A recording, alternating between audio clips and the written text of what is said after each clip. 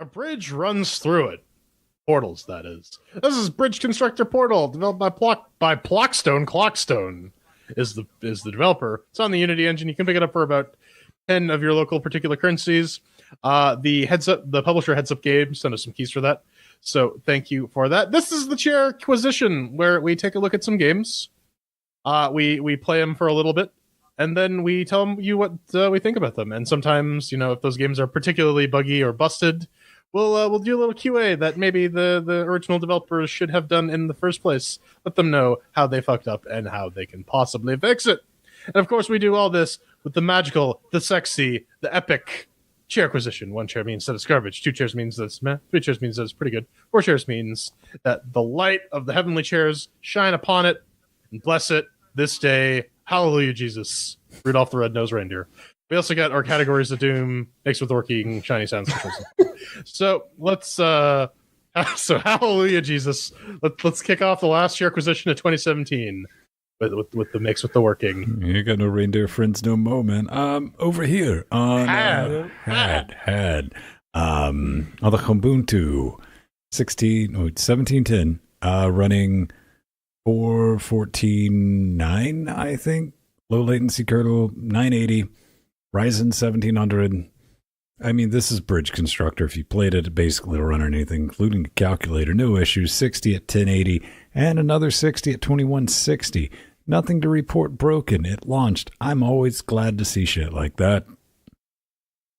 Yeah, on Fedora 27, or this one's 26, 64-bit. No issues with the i7-6700K and the GTX 980. It ran at about 90 FERPs at UHD, so that's a thing. Yeah, over here, I actually tried it on the laptop. So with the i5-5200U and whatever GPU is built into that thing, it ran no issues. I did have to cut down the MSAA because it defaults to MSAA 2X, but on the Intel GPU, it didn't do so well. But over here on Ubuntu 1604 with the GTX 1080 and the Ryzen 5 1600, it had absolutely no issues. So 4 chairs.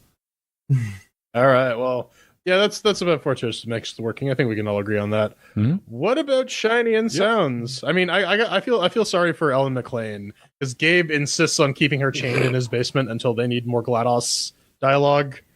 Or she's also the announcer for TF2, but that's just the money making machine. So they dug her up, they brought her in, they had her record some lines, and they put her back in her hole. Other than that, I mean, it's Bridge Constructor, right? It's not really graphically demanding. It has its sort of little workman iconic style, and I think it works for it.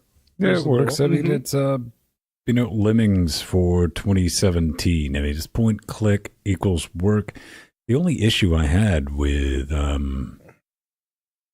any controls is I tried to use it with the Areola controller, the Steam controller that I was rocking. The controls? What? Oh, we're talking about shiny and sounds. Shiny and sounds. Oh, are we already on that? All right, I got too many things going over here, gentlemen. I'm trying to sort out. Check it out, man. Not much to it, really. It's Bridge Constructor. If you played the Bridge Constructor Medieval, you know what you're getting into. It does have the added benefit of portals. That's there. It's an interesting mechanic. GLaDOS is nice at first, then you kind of wish you'd shut the fuck up. That's the thing. They did get, like Jordan already mentioned, they did get the original voice actress for GLaDOS to do the voiceover in the intro to the levels. And Nori was actually looking over my shoulder as I was playing this game. It was like, oh, that's GLaDOS. Where's the sarcasm, though? And after I got a couple of levels in, there's the sarcasm. That's where it is. And to be fair, it is Bridge Constructor. If you played that original game, probably know what you're getting into, but they actually managed to capture the Portal aesthetic really well, I find anyway. But, well, roundtable or not, this still gets, the final score still gets dictated by, the floor. The average. So, 3 chairs. Yeah. Yeah, three chairs. Me and Ben gave it 3, you gave it 4, because apparently you get a hard-on for older women chained in a basement. Anyways... Why don't you tell us about some control, Pedro? I can never remember, because in this game, if you want to move a node that's already been placed down, you need to hold down the click and then move it when the cursor changes. I can never remember to do that, and I keep moving, or I keep creating like a new node because I don't hold it down for long enough. And that in my brain just shouts at me, is like, oh no, that's a touchscreen functionality thing right there. And that is the moment I realize, I was like, oh, right, it is. That's not really conducive to mouse control. The timing is off a little bit for sure. But I mean, it's the same sort of thing with World of Goo, right? If you played that sort of game, you know exactly what you're getting into. Click, drag, and that's basically it. Sometimes the accuracy is a little off. Sometimes you need to put the mouse directly above.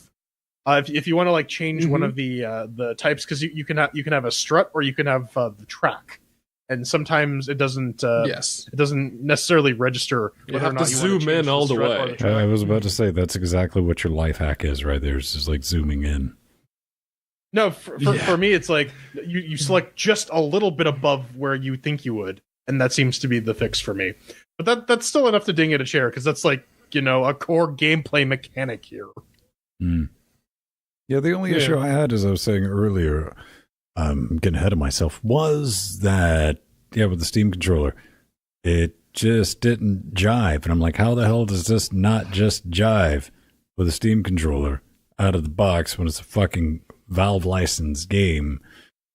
But it didn't. I mean, it did have an issue where you couldn't build the little slinky things correctly. It couldn't select them. It had the cursor under that somehow. Kind of irritated me. Then I just played it with the mouse, the gerbil, and the keyboard. You point, you click, it worked, no problems. And Bob's your uncle on that, man. We're going to go straight 3 on these controls, though, right? Pretty much, yeah. 3 to the tree, as it were. And what about fun? Ben, did you have fun? Surprisingly, Jordan, I did. I don't know if I really enjoyed this because it kind of gave me like legitimate thinky pain, or because it was Portal theme. Honestly, could have been a little bit of column A, a little bit of column B, but I tend to lean that it was the Portal bits, since, let's face it, ladies and gentlemen, boys and girls, we'll probably never get an actual Portal 3 because Valve can't count that high.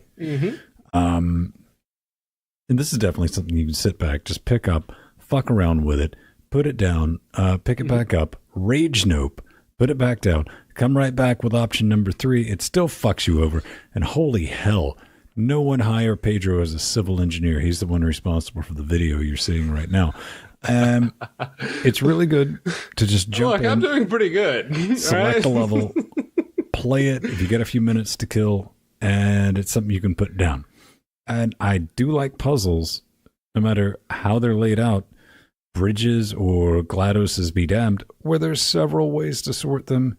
And this is definitely giving me that, man. So, I can give this a solid 3. Recommendation. Pedro? Well, I honestly didn't hate it. I can see how the game, as you're playing, it might become a bit samey and start to feel like a bit of a chore, but they kind of put a twist on that, because the moment that you progress after a couple of levels, they introduce, oh, look, there's a new portal mechanic. Remember that from the Portal games? Now you're going to have to deal with the forklifts going over that. And that to me actually helped it quite a lot in keeping it fresh, as it were. I enjoyed the fact that adding the convoy to the goal, because you drive one of the forklifts through, you're done with the level, you can go on to the next one, or you can just have like 5 or sometimes 10 forklifts driving over, and your bridges kind of have to account for the weight and everything else. And the extra weight, the flailing forklifts just bouncing all over the place, that actually kind of tricks you into thinking, okay, I need to make sure that these bridges actually work. Now, I can't say that it's a perfect puzzle game. I just gotta say though, the best part of that too is when there's a bunch of stress on one of your bridge points and it fails just as the last truck exits your ramp, and you're like, "Yeah, got it."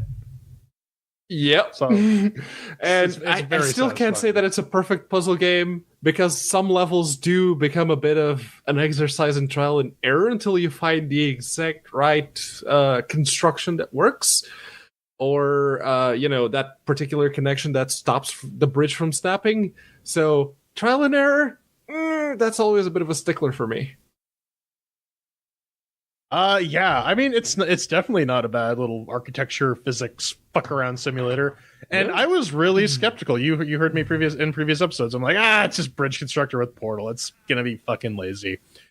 But really, what it did is it brought me back to my lonely fucking childhood, where I was just locked in my basement playing with Kinects because I had no friends, all alone in my basement, making triangles, making more triangles, making more. Triangles were my friends, and anyways, it's also kind of fun to like try and make the bridges as cheaply as possible because they tell you how much it's going to cost. So I'm always like, what is the absolute cheapest way I can make this sturdy and still maintain something structurally cohesive? Oh yeah, the part Pedro was working on in the video was fun, trying to figure out how to like, you realize, you gotta let it drop, and then you gotta give just enough of a ramp to shoot it up. It's fun. It's fun. If you like building things, if you ever really like Lego or Kinects, it will be right up your alley. It feels like it could have just been like DLC for Bridge Constructor, but at $10, I mean, you can't really tell the difference. So, you know what? I'm kind of lukewarm about puzzle games. This one's pretty decent. I'm probably going to go back to it just because, like Ven said, you can just pick it up, fuck around with it a little bit, get pissed off, walk away, like be sitting on the toilet or something, and realize, shit, I should have just did that. Go back, finish it off, and feel like a smarty pants. Preferably in that order. With your pants still around your ankles and like your butt unwiped. Exactly. Absolutely. That's how we do it in Casa de Spung. So I'm pretty sure we're giving this just 3 chairs. Fun. 3 chairs. I think we all enjoyed it. Yeah. So that's 3 chairs for the fun, and we tally all this up, and Bridge Constructor Portal gets 3 chairs. It's a decent puzzle game. I feel, and at $10, there's quite a bit of content to it. Plus, there's workshop. You can get your money's worth out of this game for sure, 100%. Yeah, plenty of time with this, and it's always nice to see something that on the surface you look at it and you're like, that's going to be a dicky little game.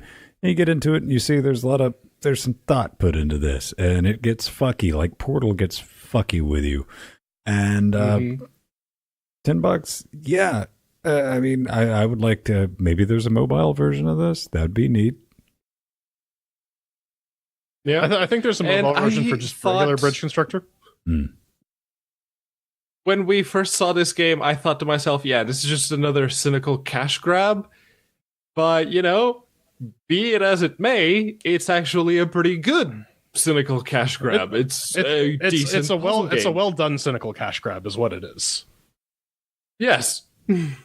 Just like us. Yeah. No, we're not well done, Ben. Let's be real. Okay, we're just... All right.